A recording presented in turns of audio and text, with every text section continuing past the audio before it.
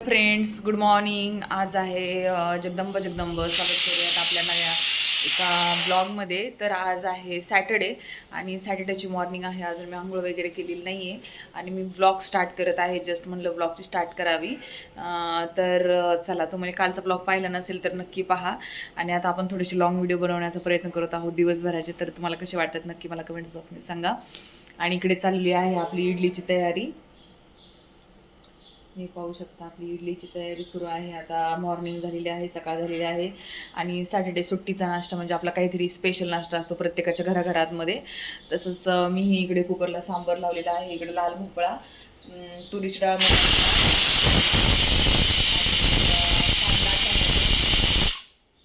हां बस एवढंच टाकलेलं आहे. बाकी काही वांग किंवा बटाटा वगैरे शेवगे शेंग तसलं काही नाही टाकलेलं. फक्त लाल भोपळा टाकलेला आहे किंवा मी हिरवा भोपळा टाकते किंवा लाल भोपळा टाकते.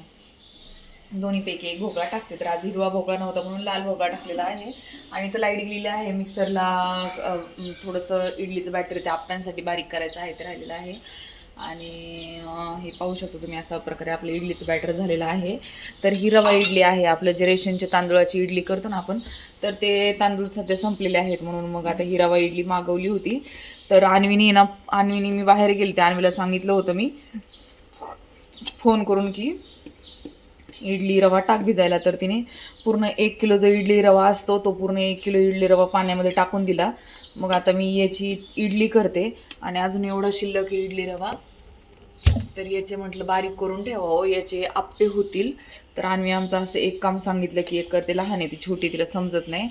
मग तिला काही काम सांगितलं की मग ते असे उलटापालटा काम करून टाकते. तर तिला मी सांगितलं होतं इडलीचा भिजायला टाक बाहेरून फोनवरून. तर तिनं अख्खं एक पॅकेट पूर्ण 1 किलोचा इडली रवा भिजायला टाकला. आता त्याचं काय करावा. तर एवढी इडली, आता हे 2 टाईम होईल इडली. प्लस इडली रवाचे असतात ना, ते डोसे फार छान नाही लागत, त्याची फक्त इडलीच छान लागते इडली रवाची. आणि मग आता ह्याचे मी आप्पे करणार आहेत बाकीच्यांचे. बघू आता एवढं पीठ संपते. तर चला मग, असाच जस्ट मी व्हिडिओ स्टार्ट केला आहे. तर पाहत राहा. मग आज आपण दिवसभराचा व्हिडिओ हे करूया.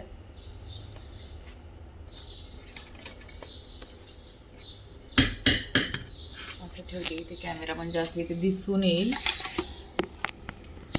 तर हे तुम्ही पाहू शकता.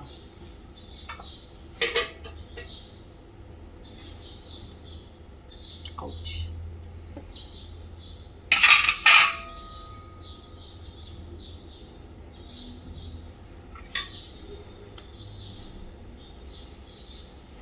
तर याला थोडंसं तेल मी करून घेतलेलं आहे. तर अशी इडली मी लावून घेत आहे.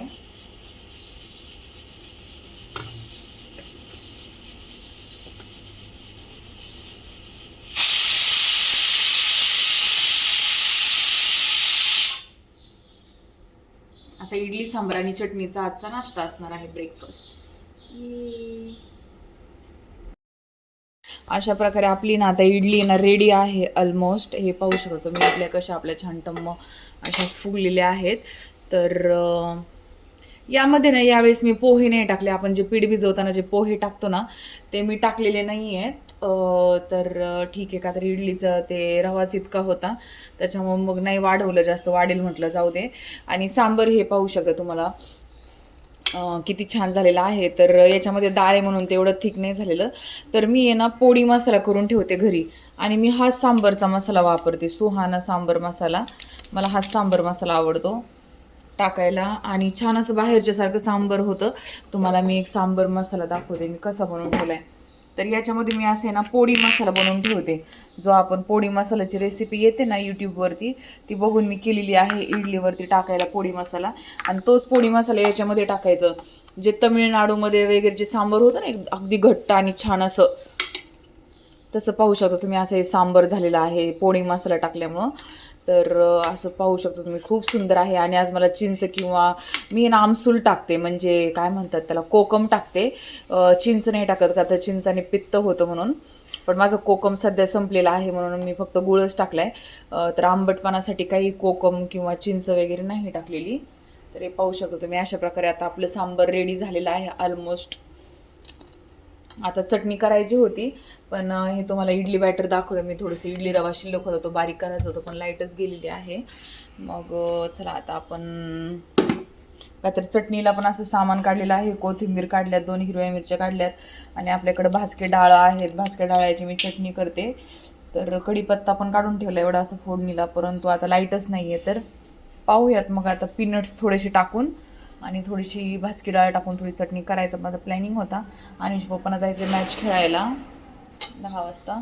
तर आता वाजले 9:30. आता नाही होऊ शकत का, आता लाईट नाही येऊ शकत. इकडे वाकडलं लाईटचा खूपच मोठा प्रॉब्लेम आहे.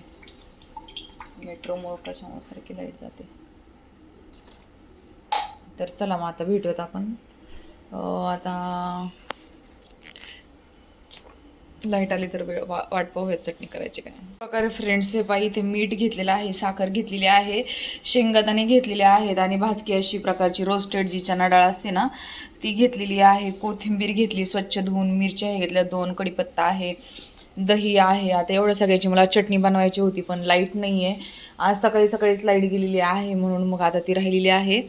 परंतु मग आपलं इडली सांबार आता ही सेकंड लावलेलं आहे इडली. तर इकडे तुम्ही पाहू शकता आपलं असं मस्त असं सांबर रेडी आहे. असं आपलं छान असं सांबर रेडी आहे. इकडे अशा इडल्या पण अशा छान स्पॉन्जी झालेल्या आहेत. पाहू शकता तुम्ही अशा छान इडल्या झालेल्या आहेत. तर हे अशा प्रकारे अशा मस्त अशा इडल्या पडतील खाली.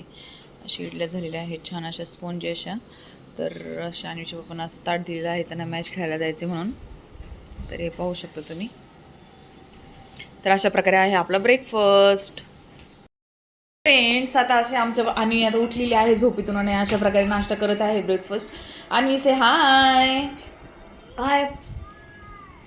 आणि अन्वीचा अशा प्रकारे ब्रेकफास्ट झालेला आहे आणि आता मिस्टर दिघे अशा प्रकारे इथे काम करत आहेत. हाय म्हणा. अच्छा एवढंच आहे असतो का. तर चला तर मग आता आपण करूयात. आज आपण आपल्या कृष्णकमळाला फुल आले का बघूयात. आणि ऊन पडलेलं आहे का छान असं मस्तपैकी. आणि आज काही कृष्णकमळाला फूल काही उमललेलं दिसत तर नाही आज. अशा प्रकारे कृष्णकमळाला फूल तर नाही आलेलं. आणि आपली इथे गार्डन मिनी गार्डनमध्ये काय काय उगवलेलं आहे काय काय नाही उगवलेलं आहे. We just check it out here our mini garden. तर अशा प्रकारे मी जे कडधान्य निवडले होते त्याच्यामध्ये टाकलेले आहेत. आता ते येण्याची अशी काही अपेक्षा नाही आहे, बट मी असं टाईमपास म्हणून टाकलेले आहेत. आणि हो आज आपल्याला आहे ना छान अशा आपल्या कुंड्या आलेल्या आहेत. हे पाहू शकता तुम्ही. आता आपल्याला गार्डनिंग करायचं आहे छान असं. गार्डनिंग म्हणजे माती वगैरे भरून त्या कुंड्या अशा पॅक करून त्याच्यामध्ये झाड लावायचे आहेत. तर मला ना काही किचन गार्डन करायचे म्हणजे भाज्या लावायच्या आहेत. तर त्या भाज्यांची रोपं कुठं मिळतात का, तर बिया लावल्या तर त्या येत नाहीत, पण तो रोपं लावले तर ते येतात. का तर वांग्याचं आमचं आलेलं आहे रोप, परंतु तर पुण्यामध्ये ना कुठे मिळतात भाज्यांची रोपं काहीच आयडिया नाही आहे. तर पाहूयात मग आता मला शोध काढावं लागेल ॲमेझॉनवरून. तर सीड्स तर मिळतात ॲमेझॉनवरती, परंतु मग रोपं नाही मिळत आहेत. तर उगाऊ वगैरे आहे ना, तर ते उगाऊ वगैरे शॉप असतात ना, तर त्याच्यामध्ये जाऊन मी चेक करते की तिथे मिळतात का. तर ते बानेरला आहे, तर बानेरला त्यासाठी जावं लागेल. तर पाहूयात आपण आधी ते हे करूयात आज दिवसभरात मग. आणि इकडे भाजीसाठी मी आता असेच तोंडले आपले मस्तपैकी असे चिरून घेतलेले आहेत. तोंडल्यांची भाजी करायची आहे. हे पाहू शकता अशी तोंडली चिरून घेतलेली आहेत. तर मग अशी तोंडल्याची भाजी करायची. अन्वीची फेवरेट भाजी आहे तोंडल्याची भाजी. तर मग चला बनवूयात आता तोंडल्याची भाजी. त्यासाठी कांदा टोमॅटो वगैरे चिरून घ्यावे लागेल, तर मी चिरून घेते. पांडुरंग तरच हो. चला फ्रेंड्स आता आपण ना मस्तपैकी आता इथे विठोबा रुक्माईला आज योगिनी एकादशी आहे, तर त्यानिमित्ताने आता आपण इथे पूजा करत आहोत. इथं पांडुरंगांना अशा प्रकारे स्नान घालत आहोत. हे पाहू शकता. तर फ्रेंड्स इथे चाललेली आहे विठोबा रुक्मिणींची पूजा. आणि आता आहे ना हा पार्ट 1 आहे. मी पार्ट 2 हे करते का तर एकाच व्हिडिओमध्ये खूप जास्त मोठा होईल म्हणून. आणि तोही पार्ट खूप इंटरेस्टिंग आहे की दिवसभरात मग मी काय काय केलं काय काय बनवलं ते येणार आहे. तर तो पाहायला विसरू नका. धन्यवाद.